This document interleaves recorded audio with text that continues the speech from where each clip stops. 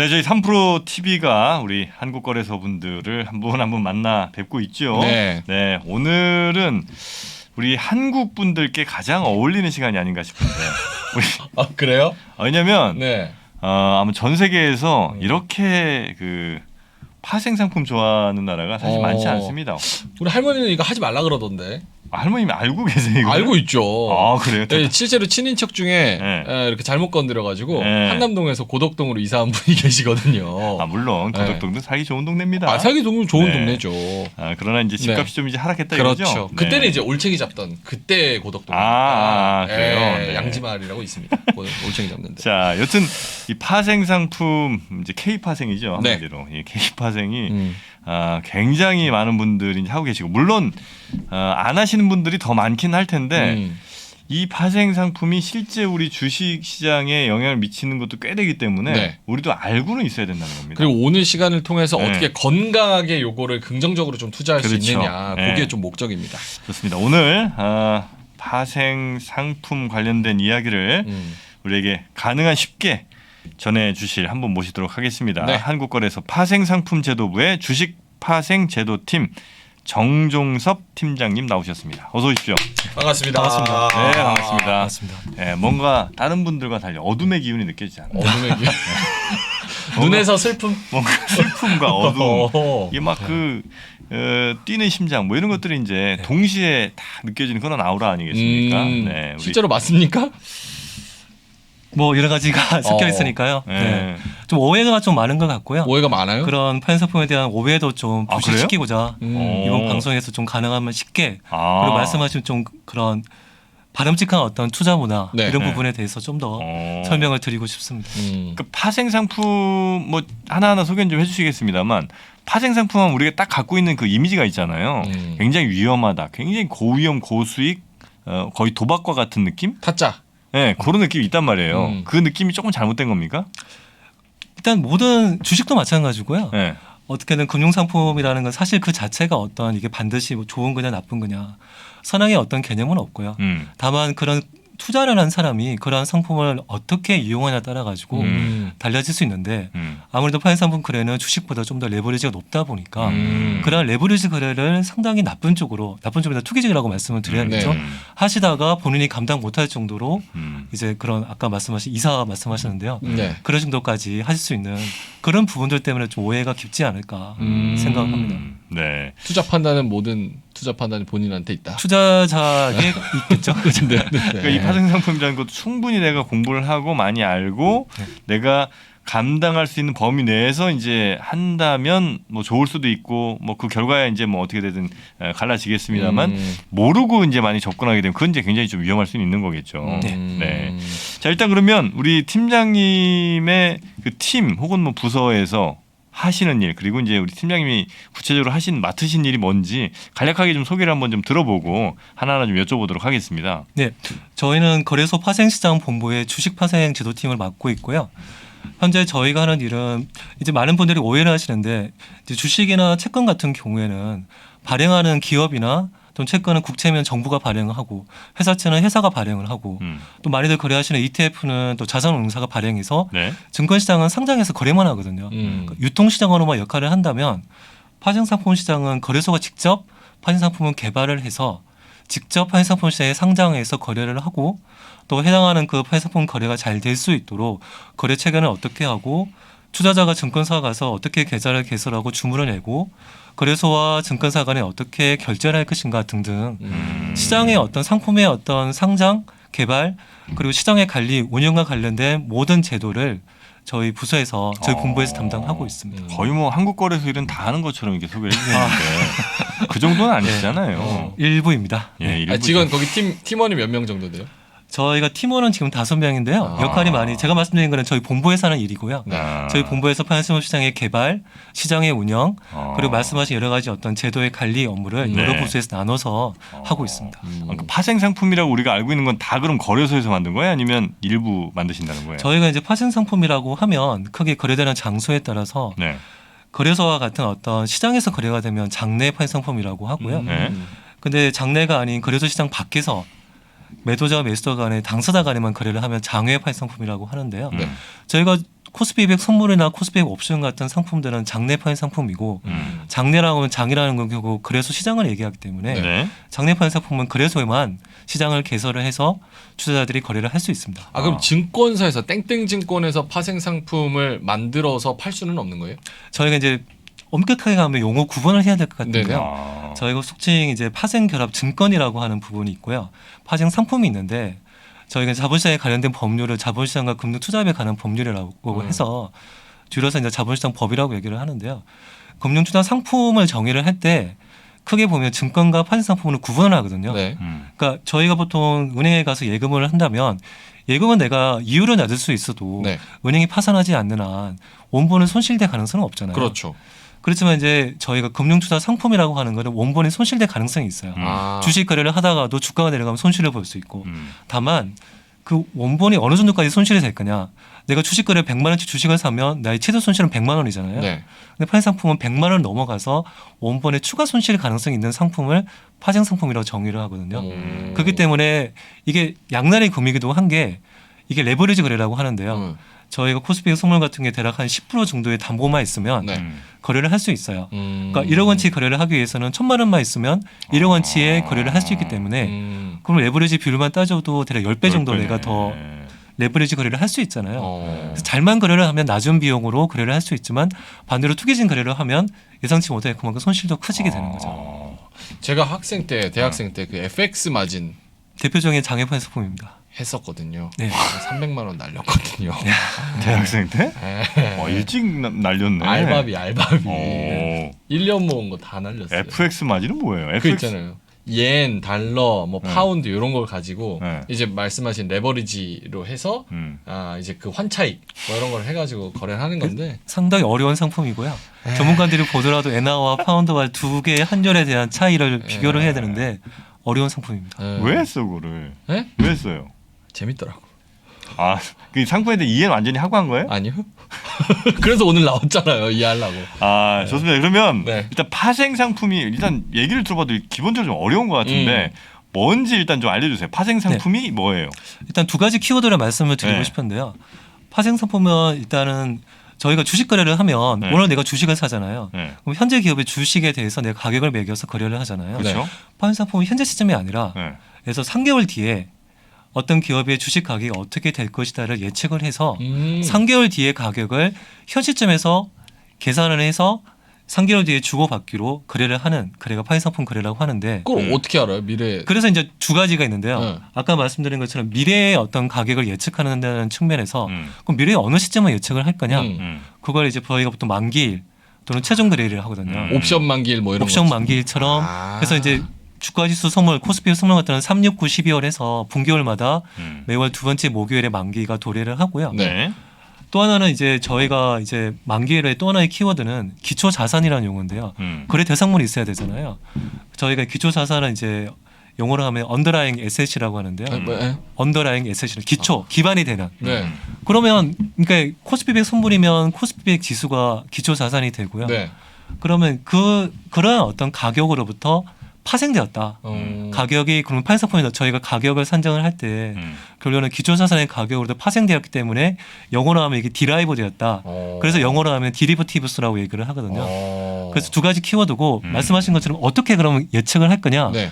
그렇기 때문에 이게 집단지성이 필요한 거고요. 집단지성 어려운 용어 잘 시장에서 썼습니다. 이제 예. 거래를 통해서 네. 미래의 어떤 시점에 대해서 다양한 시각을 가지고 있을 수가 있잖아요. 어떤 분은 이 기업의 주가가 오를 것으로 예측을 할 거고 네. 어떤 분은 주가가 내려갈 것으로 예측을 하고 그럼 실제 와서 그게 실제 체계를 통해 가지고 가격이 산출이 되잖아요. 네. 그렇기 때문에 미래의 어떤 가격을 다양한 어떤 정보를 가진 투자자에 들어와서 시장에서 네. 거래를 함으로써 그러한 가격을 보고 미래 기업의 주가가 어떻게 될 것인가 예측을 할 수 있습니다. 그게 좀 약간 홀짝 같은 거네요. 홀짝이라보다는 어떤 굉장히 기업의 어떤 주가를 발견할 수 있는 기능이라고 말씀을 드리고 제가 싶습니다. 이걸 아예 이해가 없어가지고 최대한 알아들으려고 노력하고 있습니다. 대표적으로 그런 파생 상품 중에 많이 하고 사람들이 자주 접하는 게 아까 말씀하신 코스피 200 뭐 이런 거예요? 레버리지, 인버스 이런 것도 마찬가지인가요? 말씀드린 이제 인버스나 이런 부분은 ETF고요. 그건 ETF고. 근데 보시면 저희가 이제 조금 이따 펜상품의 구조나 이런 부분 좀 더 자세하게 설명을 드리겠지만 네. 저희가 파생결합 증권이라고 하는 부분은 거래소가 제공하는 상품을 가지고 증권의 파생상품의 속성을 가미를 하거든요. 네. 예를 들어서 레버리지 상품이다. 그럼 내가 레버리지 ETF를 하나 사면 가격이 2배만큼 뛰잖아요. 그럼 실제로 어떻게 구성을 하느냐? 그럼 투자자 돈을 이제 받으면 자산운용사가 선물을 2계약 삽니다. 그럼 선물을 2계약을 사면 그 돈으로 2배만큼 가격이 올라가게 되거든요. 인버스는 선물 매도를 2계약을 하는 거고요. 네. 그래서 거래소는 저희가 상장하는 상품은 기본적으로 가장 기본적인 형태. 저희가 이런 부분을 플레인 바닐라 상품이라고 하는데요. 고객한테 100만 원 받으면 200만 원치 산다는 거예요? 고객한테 100만 원을 받지만 실제 파생 상품은 전액 거래하지 않고 반복 거래를 하잖아요. 네. 10% 돈만 있으면 거래할 수 있거든요. 10만 원을 가지고 선물 1계약 할 수 있고 네. 또 20만 원을 가지고 선물 2계약 할 수 있으니까 네네네네. 80% 정도는 채권이나 이런 안전한 자산에 투자를 하고 20% 정도는 선물을 사서 그 레버리지 ETF 같은 게 2배 어떤 선물 2계약을 사는 거죠. 그렇게 가는 거예요. 그래서 저희가 이런 제공하는 플레인 바닐라라고 하는 그러니까 네. 아이스크림으로 치면 가장 바닐라 상품이죠. 초코나 이런 토핑이 없는 가장 기본 맛. 기본을 주면 이제 저희 이제 금융 투자 회사들이 증권사나 자산운용사에서 이런 기본적인 상품을 가지고 다양한 어떤 속성을 가미를 해서 조합을 해서 파생결합 증권을 만들어서 소비자에게 판매를 합니다. 그러면 이거 만드실 때는 되게 창의력이 많이 동원이 돼야겠네요.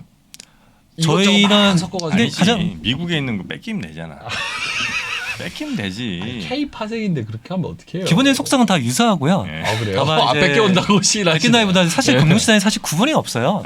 지금 미국에서 선물을 거래하거나 저희 선물을 거래하는 다 표준적인 상품이고 네. 플레인 바닐라 상품이기 때문에 다만 이제 기초 자산이 다른 거죠. 미국의 S&P 500에 투자하는 사람과 코스피 100에 투자하는 사람은 당연히 다를 수밖에 없잖아요. 달라서. 근데 그런 부분에 대해서 좀 더 저희가 투자자 보호 장치와 같은 부분은 좀 더 저희 시장에 맞게 네네. 저희가 제도를 위반하는 거죠. 근데 우리나라는 좀 레버리지가 낮죠.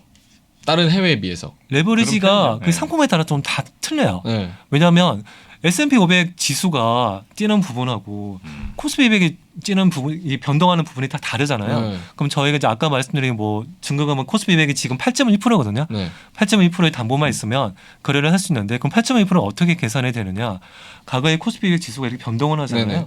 변동을 하면 그 가격 변화율부터 감안해 가지고 아 과거에 이 정도 변동을 했으니 미래도 어떻게 변동을 할 것이다. 이런 어떤 모델링을 해가지고 그게 산출해서 가지고 오거든요. 그러면 주가 지수보다는 이제 개별 기업의 주가가 더 변동이 크니까 그런 주가 변동이 더 큰 기업은 그만큼의 어떤 마진, 담보를 더 많이 요구를 하게 되고 주가 지수는 아무래도 좀 작을 거고요. 네네네. 시장마다 다 틀리다고 말씀드리고 싶습니다. 알겠습니다. 그럼 일단 그 우리가 파생 상품에 대한 그 구조를 좀 이해를 하고 네, 네. 전체적인 좀 그림을 좀 그려보겠습니다. 네. 그 구조에 대해서 좀 약간 설명을 좀 기본적으로 좀 해주시죠. 가장 기본에 되는 상품이 아마 선물일 거고요. 선물. 선물을 저희가 이제 보통 매수하는 거는 주식 매수와 동일한데 네. 이게 좀 용어를 많이 좀 혼동하시는 부분들이 있어요. 네. 저희가 보통 매수한다, 매도한다. 근데 좀 파생상품 거래를 하시는 분들은 네. 매수한다 표현을 하고 나는 롱 포지션을 갖고 있다. 또는 숏 포지션을 갖고 있다고 네네, 하시는데 맞아요. 그게 사실 용어가 다르거든요. 오. 왜냐하면 주식은 예를 들면 매수를 하면 내가 주식을 보유하잖아요. 그렇죠. 근데 매수를 하는 거는 바이하는 거고요. 내가 주식을 가게에서 보유하고 있으면 주가가 올라가면 나는 이익을 보게 되잖아요. 네. 그걸 롱 포지션을 보유한다. 그러니까 주가가 상승할 때 내가 이익을 보는 구조를 롱이라고 하고요. 반대로 이제 주식 매도를 하면 주가를 팔아버리면 손익이 확정되고 나는 이제 아무런 어떤 위험에 노출되어 있지 않잖아요. 네. 근데 그 매도는 숏 포지션 다른 게 매도한다는 포지션은 공매도 포지션을 갖고 있는 게 동일합니다. 그러니까 공매도 포지션을 갖고 있으면 주가가 하락하면 이익을 얻을 수 있잖아요. 그러니까 롱 숏은 기본적으로 얘기하면 내가 갖고 있는 보유 포지션에 따른 구분이고 매수 매도 바이나 셀은 사거나 파는 어떤 거래 행위에 따른 부분이고요. 쇼 친다 이러면은 밑으로 내려가는 쪽에 베팅을 한다는 거. 밑으로 베팅하는 포지션을 내가 보유한다. 보유하고 있는. 그래서 밑으로 내려가서 나는 이익을 본다는 그러니까 포지션의 보유 개념이고 판다는 개념과는 좀 다르다는 거죠. 네, 파거나 사는 거는 거래 행위죠. 왜냐하면 나중에 이게 말씀을 드리겠지만 숏 포지션을 갖고 있으면 내가 나중에 이거를 포지션을 반대매면 매수를 해야 돼요. 매수를 하면 포지션의 숏이 없어지거든요. 네. 그럼 매수를 하면서 나는 포지션은 없어지는 거지 매수를 한다고 롱이 되는 건 아니잖아요. 그래서 용어에 어떤 차이가 있고요. 네네네. 기본적으로 그다음에- 저희는 약간 롱숏을 그 롱숏이 결국 이제 사고 파는 거라고 이제 생각을 했거든요. 네, 네, 네. 그래서 이제 셀과 바이 앤 셀이랑 비슷한 얘기인 줄 알았어요. 근데 그게 아니고 롱숏은 올라갈 때 보유하고 있는 그 포지션이고 예. 올라갈 때 이익이 남는 포지션이고 숏은 내려갈 때 이익이 남는 포지션. 그렇습니다. 그렇게 그렇게 이해를 정리를 해요. 하시면 맞습니다. 네. 예, 그리고요. 여기까지는 알아들었어요. 예. 그다음에 보통 이제 파생상품의 꽃은 사실 옵션이거든요. 옵션. 옵션을 참 설명하기는 어려운데 방금 말씀하신 건 선물. 선물입니다. 선물은 이제 손익 구조가 음. 선물을 매수를 하면 저희 손익 구조가 이제 이렇게 되거든요. 네네. 올라갈수록 이익을 보고 매도를 하면 내려갈수록 네네. 이익을 보는 구조가 되는데 옵션은 어떤 특정 가격에 사거나 팔 수 있는 권리를 매매하는 거래를 옵션이라고 합니다. 음흠. 그러니까 선물은 미래 시점에 사거나 팔기로 약정을 하는 거라고 하면 대표적인 게 콜옵션인데요. 콜옵션. 콜옵션은 이제 이제 많이들 비유를 하시는 게 아파트 분양권을 하시는데 분양권은 이제 그 입주할 수 있는 권리를 사고 팔잖아요. 네. 그게 대표적인 콜옵션이거든요. 오. 내가 나중에 삼성전자 주식을 내가 5만 원에 살 수 있는 콜옵션을 내가 샀다고 하면 네. 나중에 삼성전자 주식이 10만 원, 20만 원 되더라도 만기일이 되면 5만 원에 살 수 있어요. 그럼 나중에 만기일에 삼성전자 주식이 10만 원이 된다면 네. 나는 5만 원에 살 수 있기 때문에 10만 원에서 5만 원을 뺀 5만 원치만큼 내가 이익을 얻을 수 있잖아요. 그럼 그 그게 파는 콜옵션이고요. 사람은 누구예요? 그럼 파는 사람은 파는 이제 대부분 삼성전자 주가가 이제 향후에 10만 원까지 올라가지 않을 거라고 예상하는 사람들이 네. 그런 콜옵션을 파는 거죠. 그러니까 3만 원 될 거라고 생각하는 사람은 5만 원에 팔면 뭐 자기는 땡큐라고 생각하겠지. 그렇습니다. 네. 근데 이제 사거나 팔면 그러면 그걸 프리미엄을 주고받아야 되잖아요. 네. 분양권도 가격이 매기듯이. 그래서 옵션은 그 분양권에 대해서 그러니까 사거나 팔 수 있는 권리에 대해서 얼마를 매길 것이냐. 아, 그 분양권 프리미엄이 이제 옵션의 옵션인 가격이죠. 거군요. 거군요. 아. 그런데 좀 이게 어려운 게 콜옵션은 쉬워요. 콜옵션은 사거나 살 수 있는 권리고요. 네. 풋옵션이 들어가면 어려워집니다. 풋옵션은 팔 수 있는 권리거든요. 할 수 있는 권리? 그래서 저희가 손익구조 저희 그래프를 가지고 있는데요. 얼마에 팔 수 있는 권리? 예, 여기 보시면 저희가 아까 이제 롱숏을 설명했던 것처럼 콜옵션 같은 경우에는 오른쪽에 보시면 내가 사거나 팔 수 있는 권리이기 때문에 네. 내가 주가가 많이 올라가서 내가 5만 원보다 많이 올라가면 무조건 내가 행사하는 게 이익이잖아요. 네. 근데 주가가 예를 들어서 3만 원이 됐어요.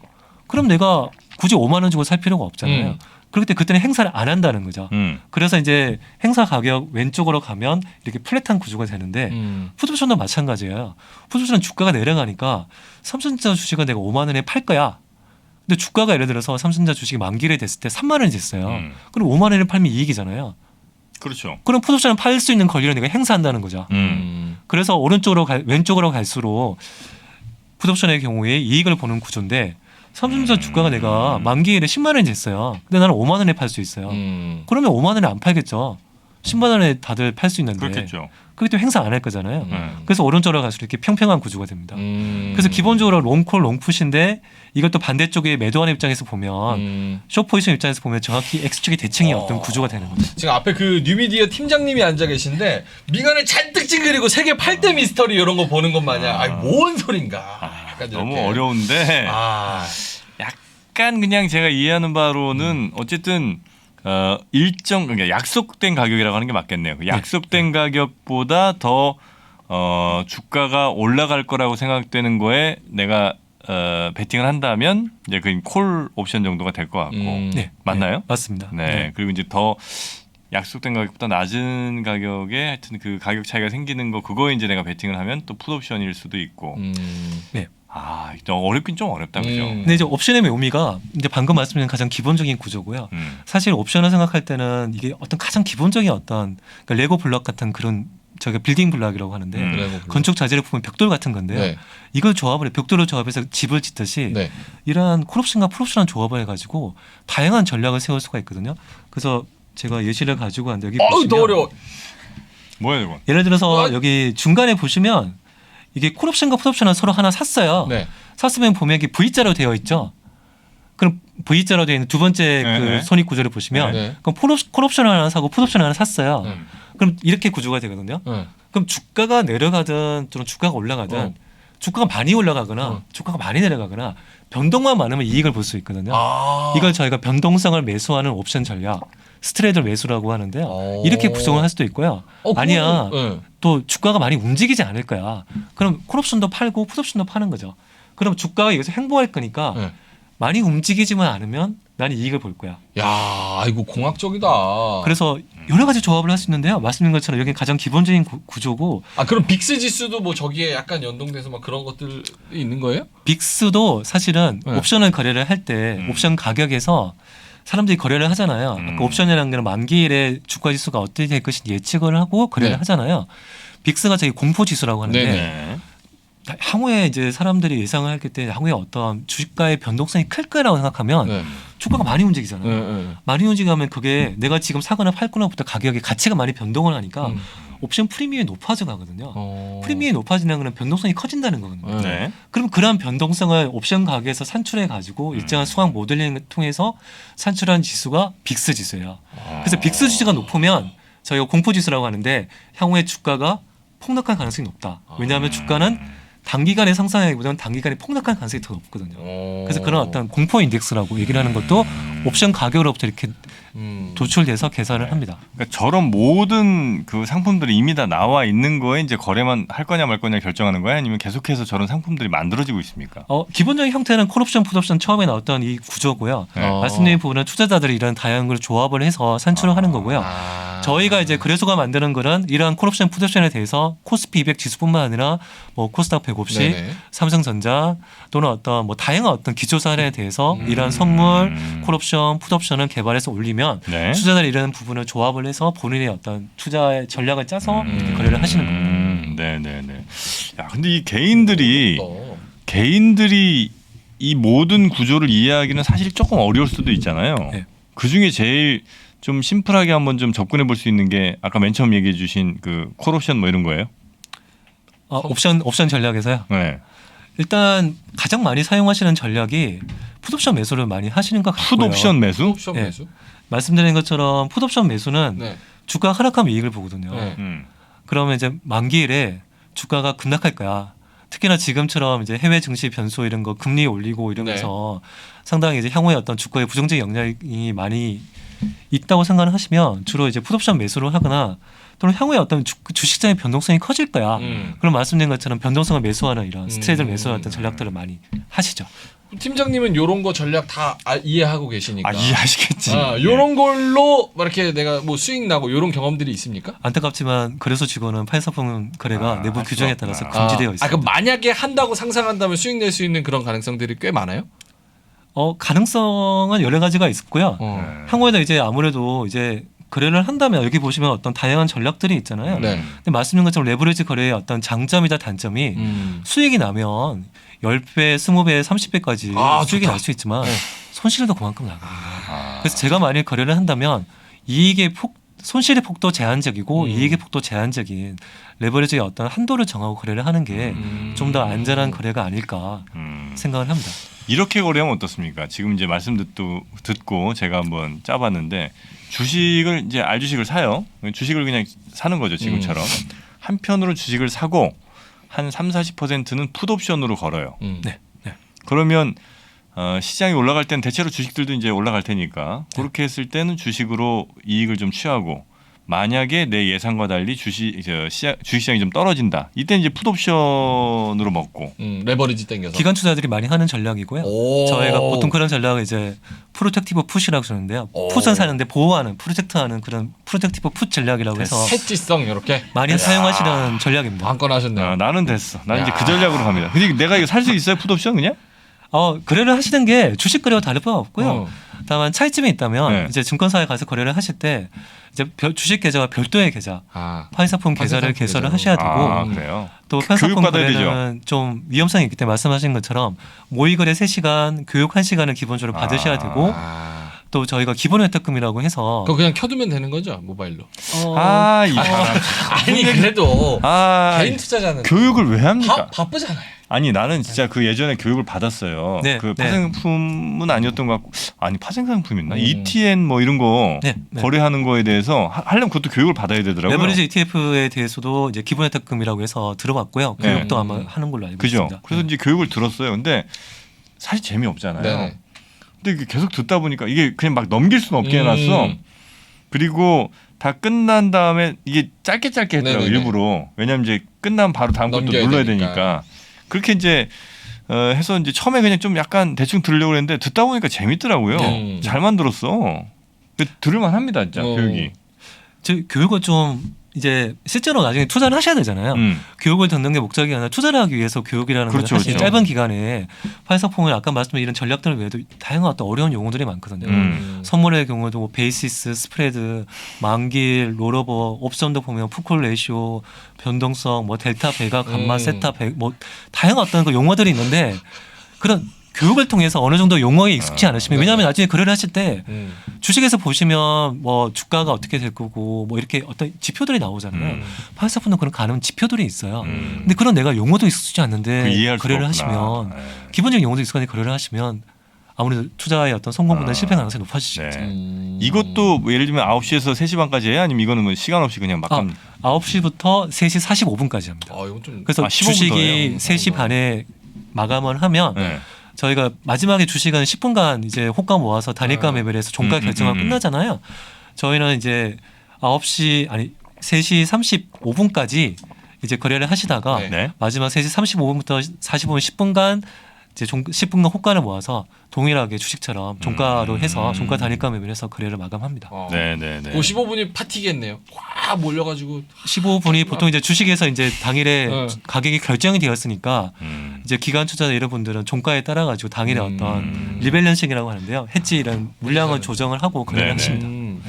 지금 개인 투자자분들이 공부를 좀 해서 조금 그래도 쉽게 접근할 수 있는 파생 상품이 있다면 어떤 거가 좀 제일 그래도 좀 많은 공부를 좀 덜 하더라도 예. 좀 접근하기 쉬운 파생 상품 뭐뭐 있습니까? 지금 현재 우리가 살 수 있는. 일단 거래소가 제공하는 상품 중에 네. 저희가 이제 다양한 유형의 어떤 판 상품을 제공하는데요. 크게 보면 이제 기초 자산이라고 말씀을 드렸죠. 유형에 따라서 주가 지수, 또 어떤 개별 주식, 뭐 삼성전자 주식 네네네네. 선물, 뭐 삼성전자 주식 옵션이 있고요. 그리고 이제 주가 지수 주식 외에도 이제 국채, 3년 국채, 5년 국채 뭐 있고요. 그리고 이제 달러. 지금 또 외환 지금 환율이 지금 급등해서 많이 어려움을 겪고 계시잖아요. 네. 그럼 미국 달러에 대한 어떤 엔화 유로화에 대한 선물도 있고요. 근데 아무래도 개인 투자자들이 많이 접근을 하시기에는 이제 주가 지수 한 계약이 대략 지금 주가 지수 300포인트 코스피 200을 300포인트를 한다면 네네. 한 계약을 할 때마다 저희 300포인트당 25만 원의 거래 성수를 곱하거든요. 그럼 대략 계산을 해보면 7,500만 원 정도고 거기에 이제 담보를 한 10% 잡아도 750만 원 정도인데. 그리고 제가 대학생 때 이거 비싸서 못했다니까요. 저기 FX만 지금 외국 거는 20만 원만 있어도 쫙 100% 해가지고 100배 해서 땡겨줬는데 여기 너무 100배? 비싸. 예. 100배를 땡길 수 있어요? 100배 레버리지 100배로 했어요. 그러니까 한 3일 만에 날렸지. 예, 근데 너무 비싸더라고요. 아니, 제정신은 아닌 거죠 이렇게 되면. 그때 어렸으니까. 지금 정신 차렸어요. 어렸으니까요. 예, 지금 정신 차렸어요. 그렇게까지 센 게 있어요? 레버리지. 말씀하신 거는 장외판 상품이고요. 장내는 그렇게 레버리지가 높지는 않고요. 장외는 사실상 장외. 제한이 아마 이제 이후에는 아마 레버리지 제한이 들어온 걸로 알고 있고요. FX 마진도. 그래서 말씀하신 것처럼 이제 그럼 10%면 750만 원을 거래를 해야 되는데 네. 상당히 큰 금액이잖아요. 그렇죠. 그래서 이제 계약을 좀 낮춘 미니 사이즈의 어떤 코스피 선물이 있는데 미니 코스피 선물이라고 해서요. 5분의 1 정도가 되거든요. 그래서 코스피 선물 아까 이제 7,500만 원이면 5분의 1 정도 에 해당하는 금액만 있으면 거래를 할 수 있는 그런 상품들이 있습니다. 좋네. 한 1,500 정도 750만 원 담보로 내면 250만 원 정도 거래를 할 수 있고 그래서 그런 쪽이 아무래도 접근하기는 더 편하실 거고요. 그리고 옵션보다는 선물이 더 이해하기 쉽고 그게 옵션 너무 투자들이 어려워. 접근하기가 더 쉬우니까 선물 거래를 좀 더 하신 다음에 경험이 쌓이시면 나중에 옵션을 거래를 하시는 게 좋을 것 같습니다. 그러니까 선물 네. 맞아. 선물 거래라는 거는 말씀하신 것처럼 3, 6, 9, 12월에 이제 만기가 오는 그래서 이제 내가 지금 한 2월쯤이라고 하면 6월 정도 거의 만기에 가격이 어떻게 될 것인가를 이제 우리가 맞춘다 혹은 뭐 예상한다. 그렇습니다. 이렇게 해서 이제 그걸로 거래를 이제 결정한다는 거죠. 예. 그럼 옵션을 지금 말씀하신 것처럼 어려운데도 이해를 하고 들어가야 되는 매력적인 그런 장점 이런 게 뭐가 있어요? 개인 투자자 입장에서는. 굳이 왜 이 공부까지 해서? 저거 아무래도 공부하려면 이제- 한 달 걸릴 것 같아요. 네. 아무래도 선물을 저희가 매수하나 매도하는 거는 주식의 매수와 매도와 손익 구조가 상당히 유사하거든요. 그럼 구사할 수 있는 전략이 상당히 제한적인데 왜냐하면 선물은 내가 방향성 위험이라고 하는데 내가 선물을 매수를 하면 코스피 200 지수가 하락하면 손실을 보잖아요. 네. 반대로 선물을 매도로 하면 코스피 지수가 상승하면 또 손실을 보잖아요. 네. 근데 옵션은 아까 말씀드린 스트레이트와 같이 방향성 위험에 놓쳐지지 않고 변동성 거래를 할 수가 있고요. 거기에 어떤 다양한 어떤 그러니까 저희가 보통 이제 옵션이나 이런 부분이 네. 사실 향후에 어떤 기업의 가격이 오를까 내릴까를 예측해서 거래하는 것도 있지만 네. 기본적으로 이제 주식을 갖고 있는 어떤 투자자 입장에서 보면 선물을 매도할 수도 있지만 풋옵션 한 개를 가지고 하면 더 작은 비용으로 위험을 관리할 수 있거든요. 그래서 좀 더 적은 비용으로 위험을 관리할 수 있고 선물보다는 좀 다양한 어떤 투자 전략을 할 수 있고 그런 어떤 매력이 있습니다. 네네네. 만약에 이제 내가 그래프가 뭐 W자형으로 움직일 것 같다라는 생각을 하면은 주식 거래와 같이 옵션에서 그런 부분에 어느 정도 해지를 좀 걸 수 있다는 거죠. 맞습니다. 맞습니다. 이게 그 주식을 기초 자산으로 하지 않고 예를 들면 뭐 금이나 원유 뭐 이런 걸로 기초 자산으로 하는 그런 파생 상품도 많이 있습니까? 금 좋다 금. 금 같은 경우에는 저희가 이제 거래소가 저희가 파생본부 내에 네. 저희 또 일반 상품 시장이라고 해가지고요. 대표적인 게 금, 석유, 탄소 배출권이 있는데 네. 금 현물 같은 경우에는 네. 이제 저희가 이제 KLX 금 시장이라고 해서 음. 이제 증권사에 가셔서 일반 상품 계좌를 개설을 하셔서 네. 일반적으로 이제 주식 거래나 파생상품 거래 동일하게 금 거래를 하실 수 있고요. 또 이제 금 거래를 하시다 보면 장점은 KLX 금 시장은 여기서는 부가가치세나 양도소득세 10%가 면제가 되기 때문에 오. 훨씬 더 어떤 세금 부담 없이 안전하게 거래를 하실 수 있습니다. 네. 자, 그리고 우리가 이제 많이 들었던 게 무슨 예전에 그 ELS니 뭐 DLS니 이런 거 한참 뉴스 많이 나올 때 있었잖아요. 그것도 이제 파생 상품의 한 종류인 거죠? 파생결합 증권입니다. 아, 그건 파생결합 증권이에요. 파생결합 증권? 예, 저희가 이제 ELS나 DLS라고 하면 ELS를 말을 해보면 ELS는 E는 주식이잖아요. 가만 교수 맞춰보겠습니다. ELS 뭐 약자야? 이지 L 롱숏 전략. 야 정확하죠? 이지 롱숏. 그렇죠. 아, ELS. 쉽게 롱숏으로 쫙쫙 해가지고 샥 들어가는 거. 뭔가 이렇게 아주 바보 같아요? 비슷했으면 내가 웃긴 거 하려고 그랬는데 당신이 웃긴 걸 난 그냥 제대로 알려드리겠습니다. 아 여기서 또 틀리려고. 네, 아니 이건 맞아. 뭐요? 액거리죠, 액거리? 맞습니다. 네, 네. 액거리. 액거리? 네. 액거리가 뭐예요?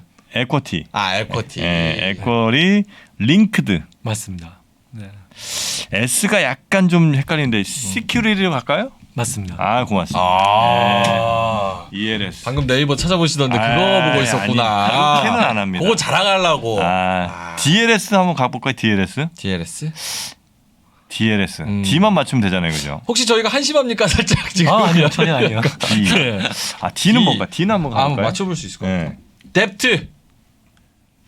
빛? 파생상품과 연관된 단어로 생각을 하시면 선생님처럼 나와버리네 그냥. D. 더블? 데리베티브. 맞습니다. 아 뭐야? 파생. 아. 정확하죠? 바보는 어. 컨셉입니다.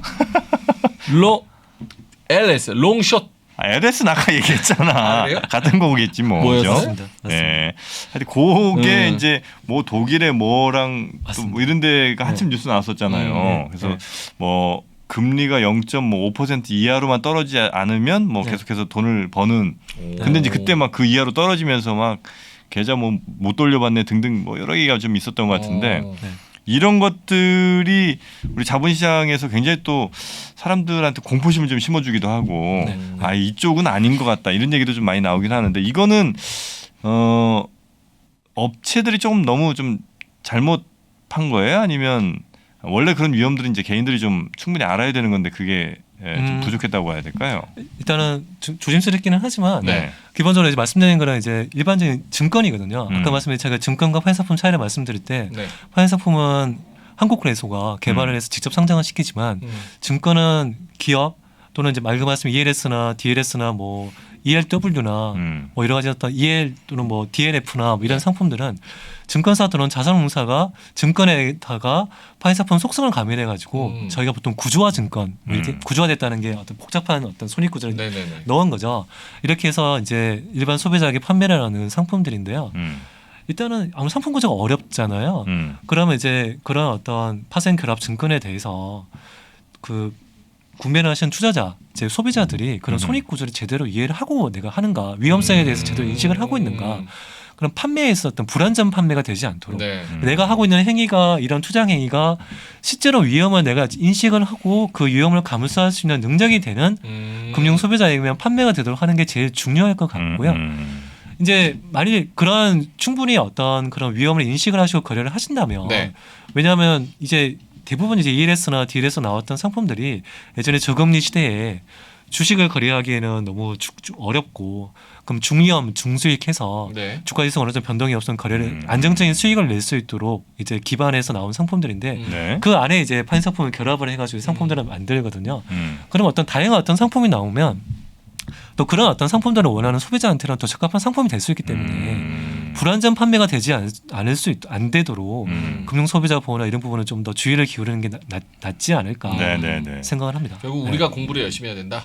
하고 판매하시는 증권사나 자산운용사 이런 쪽도 좀 충분히 더 소비자 설명해야죠. 충분하게 네. 위험을 이해할 수 있도록 그렇죠, 그렇죠. 위험을 잘 고지를 네, 하셔야 네. 되겠죠. 이 파생 상품들의 가장 각별히 우리가 좀 조심할 점 혹은 뭐 단점 같은 것도 분명히 있을 거 아니에요. 그거 좀 설명 들으면서 이번 시간 좀 마무리를 해야 되지 않을까 싶습니다. 단점 뭐 있고 또 조심해야 될 거 뭐 있습니까? 저희가 판상품의 단점이라면 사실 이게 단점이나 장점인데요. 레버리지 거래거든요. 아. 기본적으로 저희가 아까 8%에서 10% 정도의 어떤 담보 저희가 마진이라고 하는데요. 네. 마진만 있으면 충분히 거래를 할 수 있기 때문에 이제 그 레버리지에 대해서 내가 어느 정도의 투자 한도, 내가 어느 정도의 위험까지 감수할 수 있는지에 대해서 정확하게 한도를 정하고 거래를 하시는 게 가장 중요할 것 같고요. 아, 저 네. 단어만 들으면 설레요. 뭐? 레버리지, 마진. 막 아직도 심장이 뛰어. 벌써 10여 년이 됐는데도 네. 계속 뛰는구나 그 심장. 계속 뛰고 있어요. 네. 그리고 이제 판사품은 말 그대로 좀 어려운 면이 있어요. 네. 익숙하지 않은 용어들이 있기 때문에 그러한 용어들에 대해서 또는 충분히 좀 검증된 교육 자료로 어떤 블로그나 SNS에 글을 믿지 마시고 한국거래소나 또 어떤 금융투자협회 공인된 공신돼 있는 교육 자료를 참고를 하셔가지고 음. 모의거래나 어떤 그런 투자자 교육을 좀 성실하게 임하셔가지고 네네. 아시는 게 좋을 것 같고요. 이제 어떻게든 투자자 본인의 가장 큰 책임이기 때문에 네. 내가 감당할 수 있는 위험의 한도를 정하고 그에 따라서 매매를 하신다면 좋은 어떤 투자 전략으로서 수익을 낼 수 있는 네네. 그런 상품으로 활용될 수 있을 것 같습니다. 보통 이제 파생 가시는 분들의 루틴을 보면 주식으로 뭐가 좀 잘 안 돼. 안 됐을 그럼 때 이제, 내가 원래 뭐 5천으로 시작했는데 한 3천, 2천 남았어요. 이 주식으로는 도저히 이거 지금 150%, 200% 이거 하기가 힘들거든. 그렇죠. 전문 용어로 맨징이라고 해요. 맨징. 아 그래요. 네. 그래서 이제 그때 오케이 그러면 파생 시장에 한번 가봐서 거기는 뭐 500%, 1000%가 뭐 그렇지. 일상인 것 같으니까 거기 갔다가 준비 덜 돼서 아주 그냥 그 남은 2천마저도 그냥 50만 원으로 쪼그라드는 일들이 네. 발생하는데 절대 그래서는 안 되고 음. 충분히 공부를 하고 그 위험성에 대해서도 다 인지한 상태에서 내가 어느 정도까지 감당할 수 있는 것까지 마음을 먹고 이렇게 이제 접근을 해야 된다는 겁니다. 네. 맞죠? 맞습니다. 네. 한국거래소 유튜브도 있더라고요. 거기서 네. 요런 걸로 실제로 거래하는 거 그런 거를 딱 올려주시면 음. 조금 더 와닿으면서 아 요렇게 하는 거구나 그런 게 좀 좋지 않을까. 팀장님이 리딩 한번 하시죠. 네. 리딩방 한번 여세요. 자, 지금 들어갑니다. 자, 지금 FX 마진 600%. 그렇죠. 그리고 공중제비 한번 다 감사합니다. 이렇게 한번 돌고 그러면 네, 그런 아 거- 대박 날 것 같은데. 네, 그런 거 안 됩니다. 네, 한 거래소예요. 네. 네. 공신력 있는 기관입니다. 다 어떻게 하라고 가이드 줘놓고. 네, 공중제비는 돌지 않는 걸로 하겠습니다. 자, 오늘 저희가 이 파생 상품 정말 뭐 어렵게 느껴지신 분들이 뭐 대다수셨을 텐데 네. 어쨌든 우리의 소중한 돈을 조금 그래도 적은 비용으로 안전하게 지키는 방법 중에 하나일 수 있으니 물론 더 위험할 수도 있습니다만 안전하게 지키는 방법이 있을 수도 있으니 그것도 한번 공부를 해보시는 건 어떨까 하고 오늘 소개를 좀 해드렸습니다. 네. 오늘 저희에게 이 말씀 해주신 분은요. 한국거래소 파생상품제도부 주식파생제도팀의 정종섭 팀장님이었습니다. 팀장님 오늘 대단히 고맙습니다. 고맙습니다.